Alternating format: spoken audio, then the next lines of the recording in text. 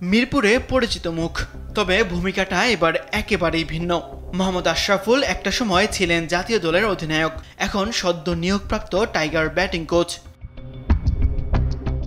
জাতীয় দলের batting coach হিসেবে আশরাফুলের নিয়োগ আপাতত আয়ারল্যান্ড সিরিজের জন্য, তবে সুযোগটা তিনি দেখছেন গর্বের চোখে। এক ম্যাচের জন্য কাজ করতে পারাটাই তো বড় বিষয়। এখন আমাকে পুরো একটা সিরিজ দিয়েছেন, তো আমি চেষ্টা করব জাস্ট যখন যেই কাজটা পাবো সেই কাজটাই যেন আমি বেস্টটা দিতে পারি। ওই লম্বা সময় করব এইসব নিয়ে আমি ওয়ারিড না। ড্রেসিং রুমে আগেও ঢুকেছেন, তবে এবার ভিন্ন রূপে।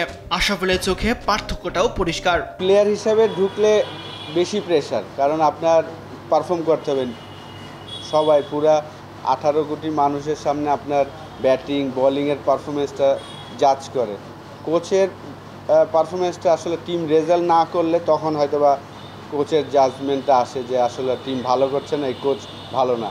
কিন্তু ওই ম্যাচে কিন্তু কোচের আসলে কিছু করার থাকে না। তার পূর্বসূরি মোহাম্মদ সালাউদ্দিন দলের সঙ্গে ছিলেন সিনিয়র সহকারী কোচ ও ব্যাটিং কোচের দায়িত্বে, তবে পারফরম্যান্স ও পক্ষপাতের অভিযোগে সমালোচনার মুখে শেষ পর্যন্ত পদত্যাগ করেন তিনি। দায়িত্ব পাওয়ার পর দিনই সেই পদত্যাগ, আর তাই হয়তো সাবধানী আশরাফুলের মন্তব্য। অবশ্যই সমালোচনা করবেন, কিন্তু একটু রয়ে সয়ে করলে ভালো আমার কাছে মনে হয়, কারণ সবাই চায় বেস্টটা দিতে।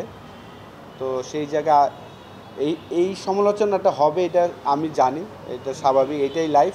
আপনি ভালো করলে আপনাকে আকাশে উঠাবে, খারাপ করলে নিচে নামাবে, এটাই লাইফ। ক্রিকেটার হিসেবে ছিলেন একসময় টাইগারদের ভরসা, এবার ব্যাট হাতে নয়, কোচিং নোটবুকে নতুন লড়াই শুরু মোহাম্মদ আশরাফুলের। তাসবিহ শরণ, দেশ টিভি, ঢাকা।